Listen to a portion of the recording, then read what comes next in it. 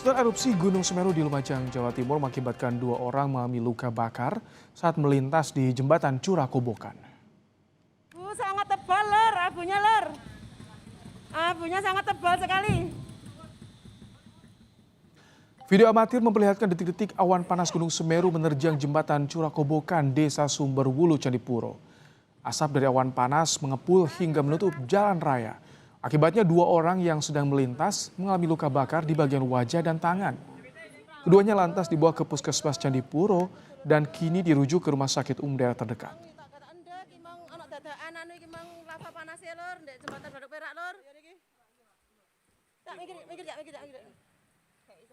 Ada warga yang terdampak dari awan panas, 2 orang dari Kediri, karena dia melintasi jembatan Geladak Perak pada saat awan panas melintas. Pengendara motor. Luka bakar di lengan sama di wajah. Ya, sudah membahas soal erupsi Gunung Semeru. Saat ini kami sudah bersama dengan Kepala PVMBG, Hadi Wijaya. Selamat malam, Pak Hadi. Selamat malam, Mas Ibrahim. Baik, Pak Hadi, apakah ini sudah terprediksi sebelumnya erupsi dengan tinggi kolom yang mencapai 2 km, Pak Hadi? Ya, untuk erupsi Gunung Semeru sebetulnya dalam 1 tahun terakhir kan relatif harian memang terjadi.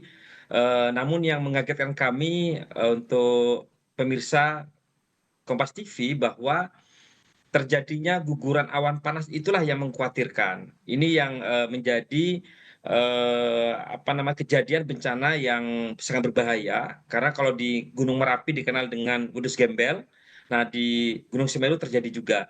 Nah, apa yang menjadi hal yang penting untuk keselamatan warga, maka harus berada posisinya sejauh mungkin dari kejadian bencana awan panas guguran di Semeru. Oke, ini yang juga jadi catatan, naik status drastis dari 2 ke 4. Ini 2 kali level naiknya, Pak Hadi.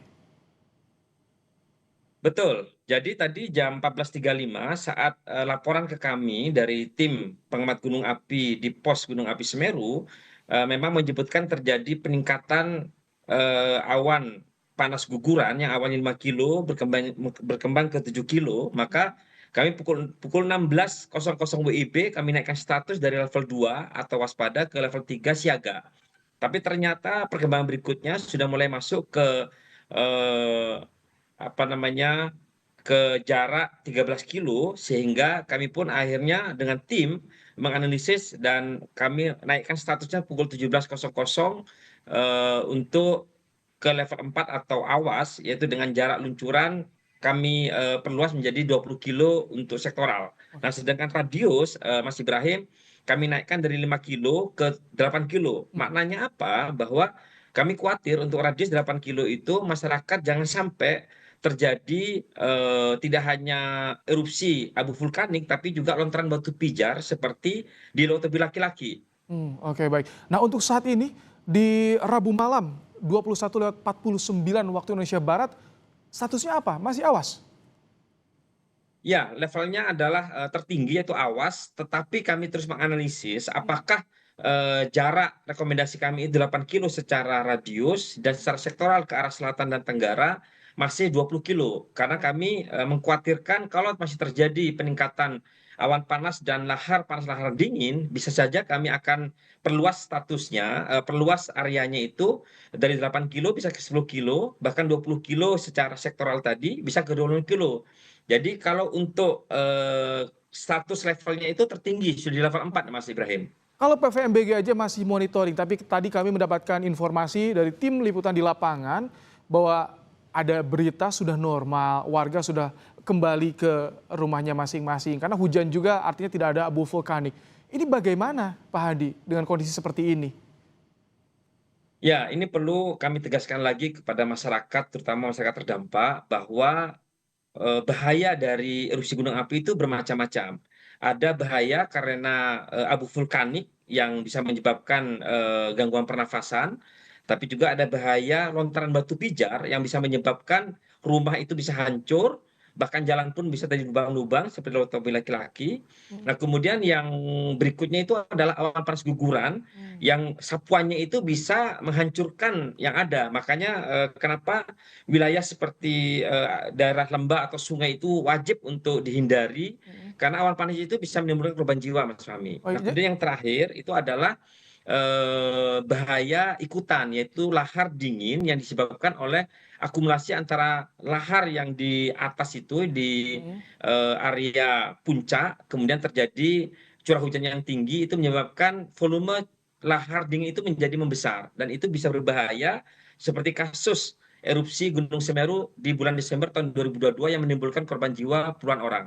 baik, jadi sebetulnya ketika saat itu terjadi sudah ada pelajaran dong mitigasi di bencana tahun ini ya, Pak Hadi. Artinya warga juga harus mengikuti arahan dan lebih mengutamakan evakuasi sesegera mungkin dong ya? Betul, Mas Ibrahim. Saya kira pertama adalah masyarakat harus paham bahwa mitigasi bencana itu tujuannya untuk keselamatan warga. Jadi kami berharap bukan hanya tidak ada korban jiwa, tapi juga tidak ada korban yang luka-luka. Amin. Walaupun tadi kami mendapat informasi ada 2 orang yang terluka saat menghindari awan panas, itu memang seharusnya tidak ada korban seperti itu karena jaraknya sudah 13 kilo. Nah, kami sudah memberikan himbauan dari tadi sore 20 kilo itu adalah jarak terdekat yang harus dihindari. Tadi malah ada warga yang di 13 kilo, 15 kilo. Nah, itu menjadi pembelajaran bersama. Nah, kemudian yang kedua, kami juga menyampaikan bahwa kami mengapresiasi BNPB telah bekerjasama dengan Swiss dan kami untuk memasang peralatan pemantauan aliran lahar dingin. Sehingga itu menjadi salah satu tambahan peralatan di kami agar memberikan mitigasi early warning system kepada keselamatan masyarakat. Oke, baik. Ini terakhir imbauan agar warga aware, ini bahaya. Ini masih dipantau oleh PVMBG, status masih awas. Ya, kami telah memberikan rekomendasi, Mas Ibrahim. Pertama adalah secara jarak yang aman, kami menghimbau agar radius 8 kilo itu harga mati. Jadi masyarakat tidak boleh ada yang kembali ke rumah, kemudian sayang dengan ladangnya, sayang dengan kebunnya. Saya kira nomor satu adalah wajib untuk menyelamatkan jiwa.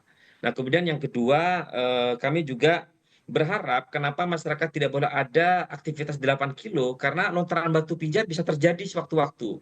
Kalau hari ini terjadi awan panas guguran, jangan-jangan nanti malam atau besok bisa terjadi lontaran batu pijar, Mas Fahmi. Karena kami tidak bisa memprediksi secara detail apa saja material yang menjadi bagian dari erupsi gunung api.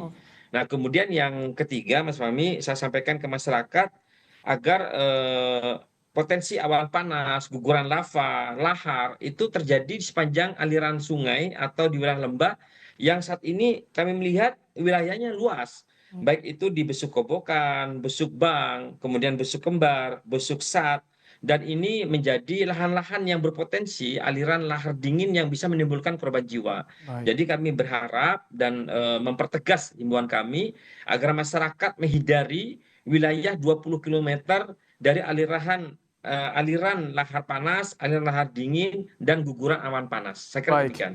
Ikuti imbauan petugas, jika ada peringatan evakuasi segera evakuasi, semoga lancar, tidak ada korban jiwa. Terima kasih Pak Hadi Wijaya, Kepala PVMBG telah bergabung bersama kami di program Kompas Malam hari ini.